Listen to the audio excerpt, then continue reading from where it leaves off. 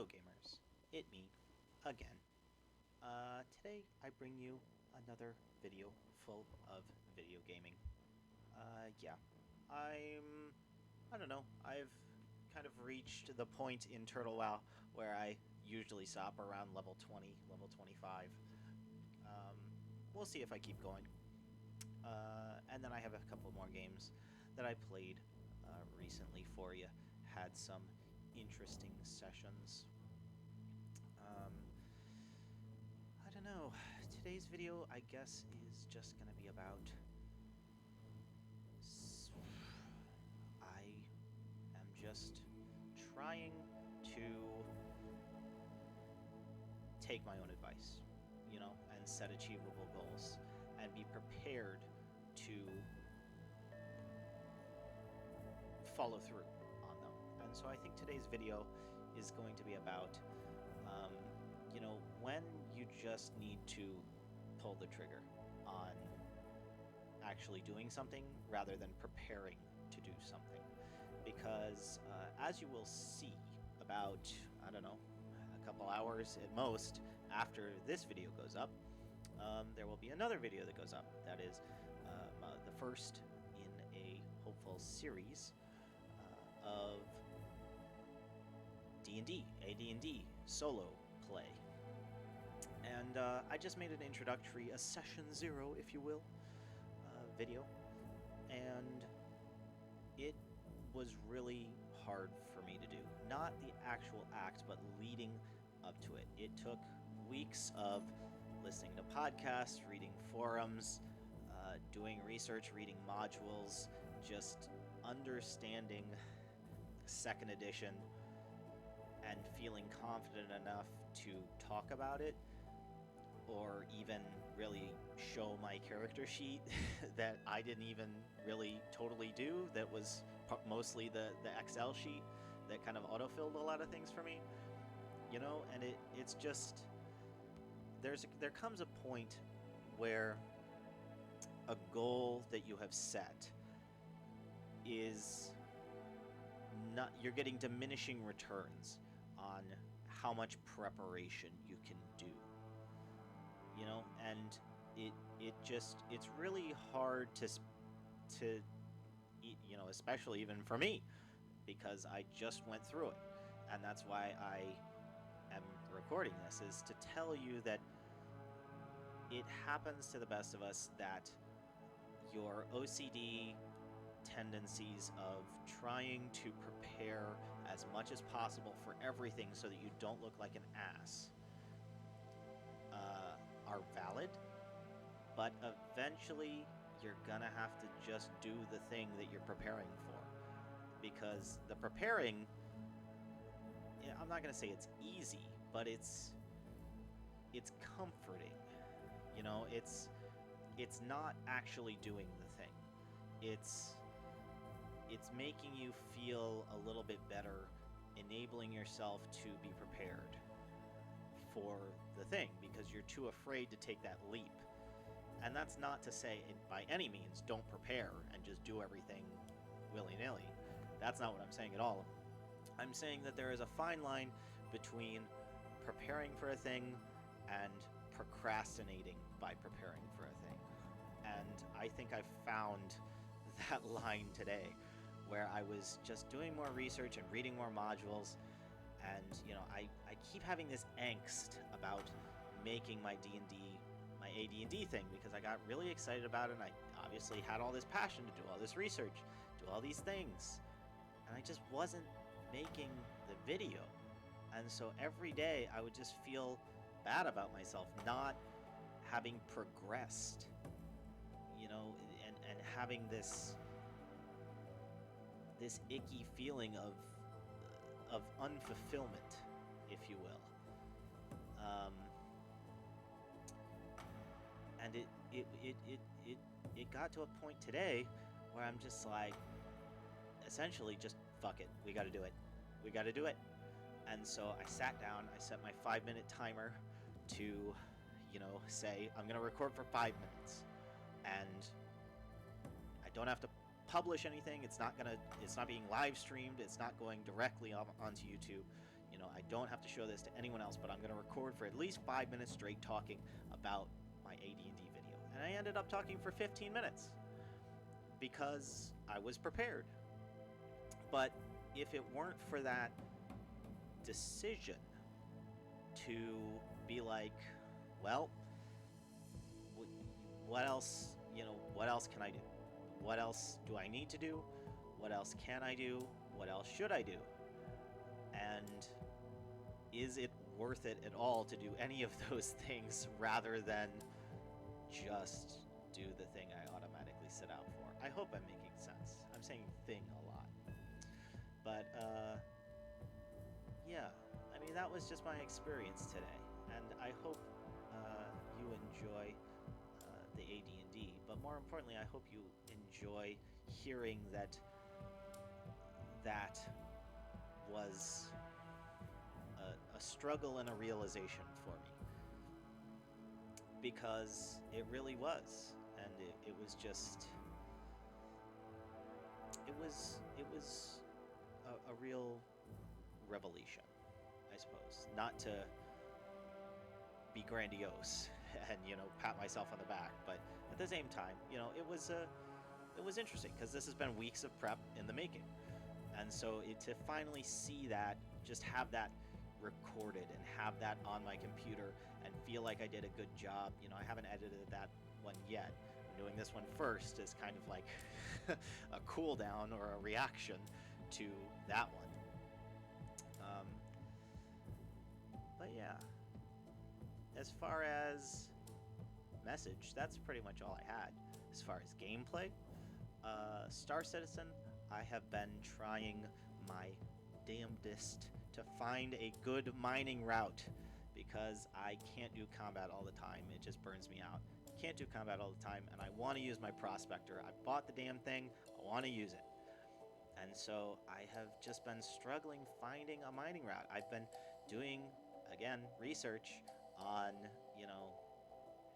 well, where do the belts, the asteroid belts, start and end for each of these planets, and which of these belts is the densest, and which of these belts has the stuff that I want or that is in demand at these certain stations, and what is the most efficient path to go from station to belt to station, and all the while can try and contribute to the Stanton or not Stanton, ArcCorp war effort, or whatever the hell we're fighting for. I don't even know what the event is for, man. I just like the rewards, all right? I don't know. It just says ArcCorp on it. It's red. That's cool. Anyway, I have been having difficulty with that, and that is something that I very much have not reached that apex of I just need to do the thing, because I am actively trying to do the thing over and over again and failing and not finding the rocks that I need to, and it's killing me. Every time I boot up the game, it's killing me. I go to my prospector, I look at all of this data that I've accumulated, all these tables, all of this research, and it's just like, I could easily just look up the meta, but I want to find my own, I just want to find my own, because to me that would be really cool to have my own secret thing, at least until the next update where it all changes and I have to do it all over again. But yeah, it's still fun. It's still fun, and I'm about halfway to the Vulture as far as credits go, because I probably shouldn't spend more real money, and then I could unlock the scavenging. Yeah, so that'll be cool. That's something to look forward to. As far as Risk of Rain, still playing it with friends mostly. Haven't really done any solo play, and I've been playing as the Robot Man, as you can see. Been experimenting with different loadouts between his two. His special is that he can switch hands, and so he can have the nail gun and the rebar gun, and the rockets is all I have unlocked so far, and I'm kind of experimenting with which loadout between those two hands I like the best, whenever I can, and mostly just kind of there comes a point in good games like this, and I don't know if this is just a genre of game or a style, or if it's just something that I do and some of my friends do as well, as we've discussed. But there comes a point in some games where you just need to disassociate to win, and I find myself attracted to games like that. Like, uh, I don't know if I'll ever put out a video on it, but Realm of the Mad God, I played the shit out of that when I was a kid. That is one of those games where you just you you just lock in, and you're not locked in. You're you're barely paying attention, and you don't think, you just do. And about stage 3 of Risk of Rain, that starts to kick in for me. That feeling of, oh, I'm sitting in a chair shooting guys on a computer, and this is real life, and I'm here, and you're just automatically saying shit with your friends. I'm basically a soundboard. There's about 3 things that I say, as far as memes go, and they're all triggered by 13-year-old jokes from like Achievement Hunter. So it's basically, you just push the right buttons on me, and I just say the same things over and over again. I'm hilarious, yeah. But I appreciate that Risk of Rain does that, and I think that's why I have been returning to it with my friends recently. Not only to play with them, but also to just have something to disassociate to. Yeah. What are some other games like that? I don't know. I mean, Minecraft to an extent. Parts of Minecraft, obviously mining is just, you're automatically going straight, holding down left click. You know,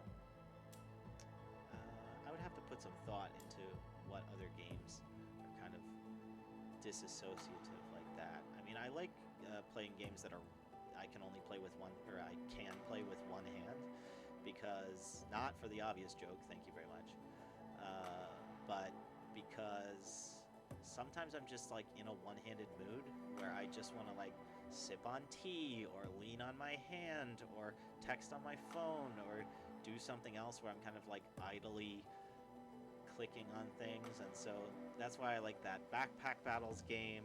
I like the Slay the Spire. I like Idle Champions of the Forgotten Realms for that and for D&D. And I like, God, what's it called? Heretic's Fork, which I got for free on the, not for free, but on the Humble Bundle Choice a while ago. And I keep returning to that kind of passively. It's kind of like a roguelike deck builder tower defense, if that makes sense. Like it's scratching all of the cliches, but and all of the clickbait everything, but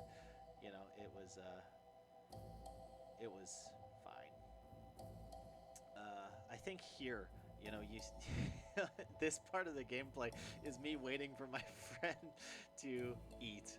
And I think as soon I stopped recording there because it was going to take a while, and then as soon as I came back, I died because I lost that disassociative state, which was funny. In Ark, I played a couple hours. Oh my god, fucking Alpha Raptor spawn, like immediately, dude. You're gonna see that, I'm pretty sure. I can't with the Alpha Raptors, man. Like that low level in the game where I just tame my first trike, and it's just like, say skill issue all you want, but it's just like I can't.